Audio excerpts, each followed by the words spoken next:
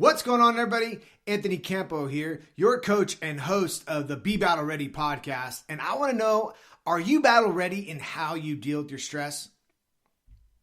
The question is, what does it take to build a battle ready business? What does it take to dial in your marketing, sales, fulfillment, and leadership so that you can go to war in the marketplace and win? My name is Anthony Campo, your host and chief coach at Battle Ready Business. This is the Be Battle Ready podcast, Daily Battle Edition. And on a daily basis, we're going to take a deep dive look at what it takes to win in the marketplace. So sit back, relax, and I'll see you on the other side.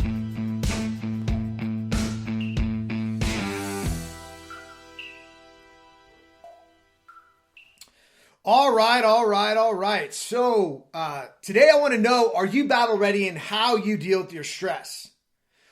Are you battle ready in controlling how much stress you are exposing yourself to? Now, are you valuing your recovery as much as your productivity? So I was actually listening. I started David Goggins' new book, You Can't Hurt Me. And he started talking about toxic stress. And I understand that toxic stress has to do with child development. But it really got me to think of how much stress we as business owners, we as those people that just forge forward towards our goals, do what it takes, do it at all costs, stay up late. What we do, stay up late, deal with adversity, and what do we do to manage our stress? Because there is a hustle culture out there that just tells you this is the only way that you're able to get what you are like setting out to get, right? To fulfill your dream, to fulfill your purpose, to make that impact that you're looking to make. But how much is talked about in how much you're dealing with stress? If the hustle culture tells you to go out and, work your face off and grind and do whatever, and you think you need to do that to get ahead, and you find yourself staying up late, working till 2 o'clock in the morning, right? Not being able to put your phone down. All this is stress. If you're constantly thinking about what's happening in your business, what's happening, if what's happening with the project that you're working on, if you're constantly picking up your phone, you're always in this state of stress. You're jumping from one tab. I'm not the best at keeping minimal tabs, but having 15 tabs open, and that's not exaggeration, but you are constantly stimulated with what is happening. And for us as, the entrepreneur type, the one that is always thinking of new ways and what could happen and what could be, and, all these little shiny objects keep popping up. We're already stimulated. We're already in that state of creativity. We thrive in that place.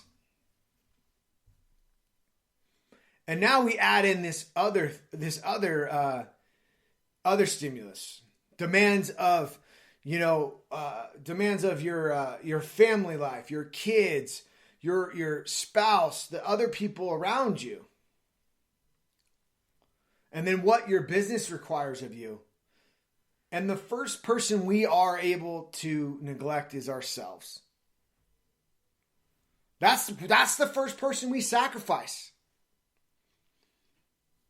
And, to build momentum at times, if you're going from nothing to something, you got to get some momentum, and I get it. And, looking up, this comes down into stress, because if you don't ever get out of that phase, you get into this state of chronic stress. And there's 3 types of stress, right? There's positive stress, right? You could experience positive stress when you go to the gym, as long as you're not too stressed out and you're your hormones aren't messed up and all that stuff, and you haven't been working out. You stayed up for 4 days. I'm being exaggerating, but that wouldn't be good stress. But let's say you're well rested and you go to the gym. You go to the gym. That is positive stress. That's an example of positive stress. Okay? Now, the other type of stress is tolerable stress. Tolerable stress is something that's very uncomfortable. It shouldn't be happening. Maybe you got a fender bender, and once you get past the initial shock and you get all the information and you send the car off to the auto body store, pay deductible, everybody's fine and dandy. You go back to normal once you get your car back. That's a tolerable stress. It's very acute stress. Okay? But this idea of chronic stressors they talk about with child development, I don't want to pull that away from them. They talk about toxic stress. But it's a good framework. It's a good mind to really, good way to really think about it is toxicity of stress. If stress is too chronic, you're going to burn out. You're going to wear down. You're going to literally, like, if you're adding on top of that, like stimulants and all this other stuff, like your neuroreceptors and your nervous system is just going to be too stimulated. And I've found this. I start feeling it in my eyeballs. I start feeling it in my temple. Like when I've been like thinking too much, trying to deal with too many things, and it's a lot of mental, because what you're doing as a business owner is very mental. It'll show up physically, but the initial is through their mental. And if you live in this state of stress, you'll find yourself to be less quick, right? If you're not doing things to counteract that. So I want to know, like, what are you doing to balance that off? And if you are neglecting yourself, actually ask yourself that story is, do I really need to do that? And if it's a money thing, if you're saving money because you think it's an expense to go ahead and pull things off your plate, I'd have you consider that's not really an expense, it's an investment. Because once you get into that investment and invest into that, then you will have the capacity to do more, because now you've turned yourself into, you've started to duplicate yourself, build your team. And sometimes this doesn't even have to happen inside your business. You could use resources from your business to help support you at home. And that's not a tax strategy, but however you can get there. So here's a couple ways to get yourself to de-stress, okay? To get your mind, to take yourself out of this toxic stress. I know that, I remember when meditation was taboo, because I went to a Christian school. That was a taboo. That was an evil. And I know that now meditation is pretty common practice, but if you're not currently meditating, this isn't spiritual. It's a time to step out, to shut down your mind and learn how to shut down your mind. Meditation would be the first place to start. The other part of this would be a little bit of exercise, okay? And I said earlier about, if you're already stressed, exercise isn't a place to go. But this is where it starts. It starts with a walk, right? Walk. Low state, steady state cardio will build your cardiovascular capacity, not high in capacity, but over a course of a long duration, multiple things. This will build up your capacity. And it'll help get your blood flowing, get everything moving, and start having your body be more resilient to the stress you bring onto it. You build more capacity. Other thing is journaling. Okay? So one of the things that, if you're dealing with stress, and this is how I dealt with it, like, look, I mean, for the longest time with stress and adversity and all this other stuff, I took it like I was getting hit in the face, and like, scripture says, turn the other cheek. Like, I just took it. Boom. Allow it to hit me. And I internalized it. And if you're that person, emotion comes with that, and you also not just internalize that, you suppress the emotion. So getting out the emotion through a journal, through a video blog, you don't even have to share this with anybody, talking with somebody. That's why like having a coach is so important, because, when you talk to somebody that understands these things, is that that person gets to already sees outside of you. And that's one of the things that, we need to learn how to do better, is seeing outside of ourselves and our situation, to see a vantage point, to have that situational awareness. So a coach can help you, step out of that, but they also can help you walk through the stuckness of where you're currently at. But the principle here is really getting out what you are experiencing, what you're feeling. No judgment about it. No judgment about how you feel, if you're being too emotional this, or you're being like any of that. Like, I've gone through that, like, and you need to just sit back and allow it to get out. This will help you de-stress.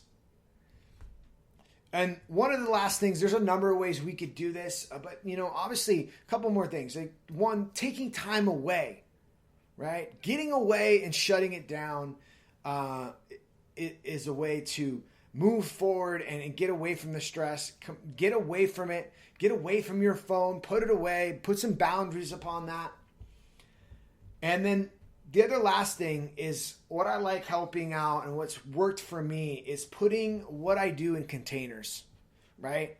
When I say containers, it's like, look, I know when I do my stuff for my personal habits, and I know when I do my business habits. And having a system to manage that, having people to help me out with that come in and I offload pieces and delegate pieces of that in both areas, my personal life, my family life, and all three areas: personal, family, and business, and having a system to manage that, and taking the guesswork out of it. So, yeah.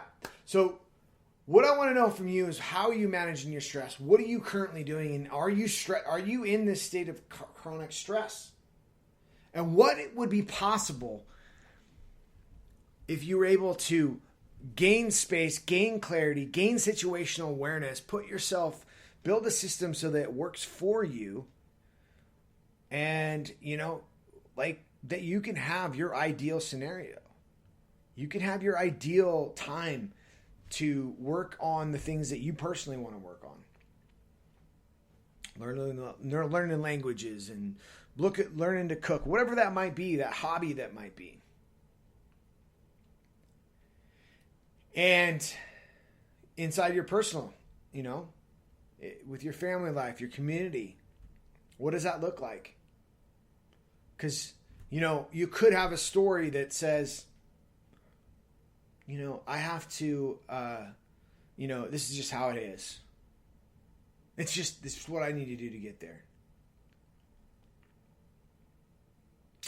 What would it look like if you could have your ideal scenario? What would that look like? Don't ditch the how-to, just what would it look like? All right. If you're needing help and you're kind of feeling like, your schedule, your time, your business, your family life, your personal life, it's just got the best of you, and it's just like kicking your butt a little bit, and you need some support. You need a system so that you can contain all the things in your life into an effective, efficient system. And you need some coaching to identify the areas you are stuck and work through those, and get some situational awareness and get some strategies and tactics that are really going to transform what you're doing. Go ahead and head over to campocall.com to book a call with me. I would love to jump on a phone and see if we're a good fit. If we are, great. If we're not, I'm connected with a lot of other people, a lot of other programs that would be a good fit. So I hope you have an amazing day, and I'll talk to you soon.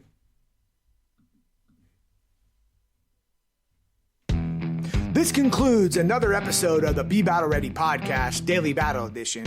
If you're a business owner with 3 to 20 people and you want to build a battle ready business so that you can go to war in the marketplace and win, head over to battlereadybusiness.com/go to get the conversation started. Other than that, I'll see you next time.